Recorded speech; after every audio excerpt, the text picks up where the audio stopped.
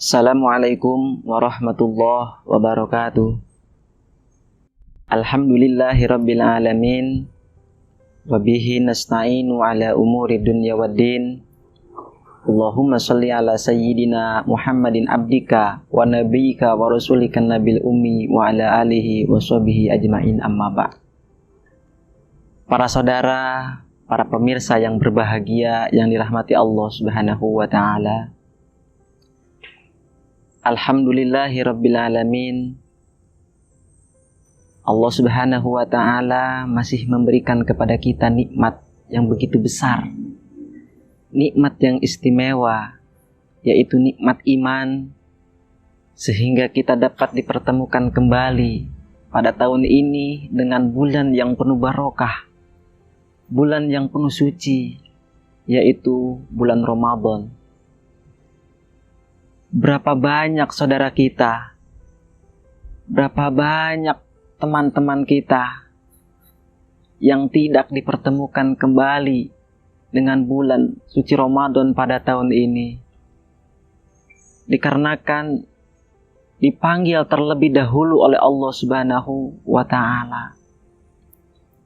Ini merupakan tanda bahwa marilah kita sama-sama untuk bersyukur kepada Allah Subhanahu wa taala.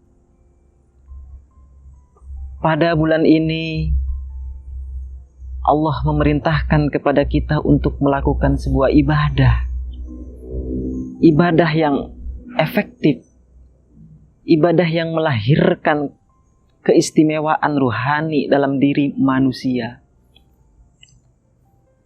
Allah menciptakan manusia terdiri dari dua, yaitu jasmani dan ruhani. Begitu juga Allah menciptakan dalam diri manusia, yaitu hawa nafsu, yang menjadi musuh terberat bagi semua umat manusia.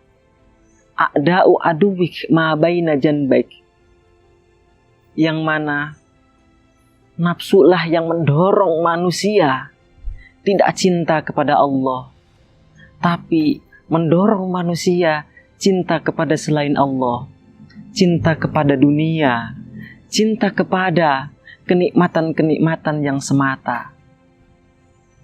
Musuh yang dihadapi manusia bukanlah musuh orang yang benci kepada kita, orang yang tidak suka kepada kita, tapi musuh yang terberat bagi manusia. Masalah yang terberat bagi manusia adalah apa?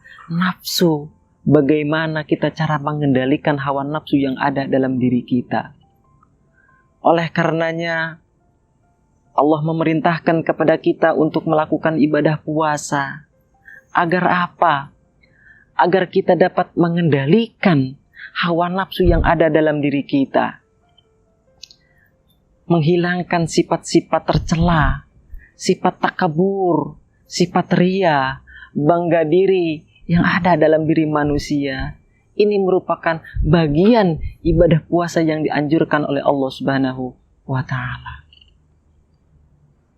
Puasa dalam tasawuf merupakan mujahadatun nafs, melawan hawa nafsu, mengendalikan hawa nafsu, memfokuskan hati hanya untuk kepada Allah Subhanahu wa taala. Syekh Abdul Qadir Jailani mengatakan bahwa puasa manusia tidak hanya untuk berpuasa dalam lisan saja, tidak hanya berpuasa menahan perut, menahan lisan, tetapi apa?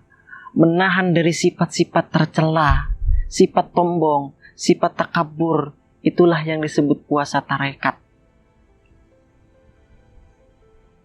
Rasulullah Shallallahu Alaihi Wasallam mengatakan bahwa kam so'imun min so'imihi illa bilju'i wal ats. Berapa banyak orang berpuasa yang hanya menahan lapar, menahan minum, tapi mereka tidak dapat mengendalikan hawa nafsu yang ada dalam dirinya. Ini merupakan kecemburuan Allah kepada kita. Cemburunya Allah kepada kita apa? kita selalu mengikuti hawa nafsu yang ada dalam diri kita. Padahal Allah sangat-sangat cinta kepada kita. Allah sangat sayang kepada kita.